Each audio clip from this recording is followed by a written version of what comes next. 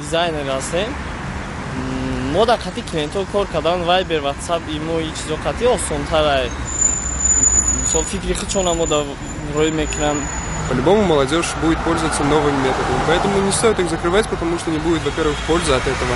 бисёри соҳибкорон ҳастанд ки корҳои худро тавассути Вайбер, WhatsApp ва дигар намуди программаҳо ҳал мекунанд. вақте ки инро махтам кардан, онҳо наметавонанд корҳои худро ҳал кунанд. А так если закрывают, что будут делать? Это будет, знаете, это, наверное, все на бунт встанут, потому что никто не будет согласен с этим. Ба назари ман бастани NGN-у, Вайберу, дигар васоили суҳбати мардум танҳо дар ин аст ки инҳо мехоҳанд ки аз ҳисоби мардум пул зиёд кор кунанд. Агар обычный визов кати мо занг занем, мо дар қимат меғалта албатта.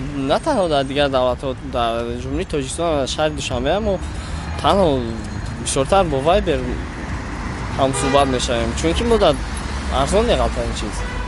Мне пришлось сегодня пополнить баланс на 50 суммани, чтобы пообщаться с родителями. И это хватило только на 5 минут, и все. И мне сейчас приходится опять пополнять баланс на 50 суммани. Получается 100 или 150 суммани в день. Все. Больше расход.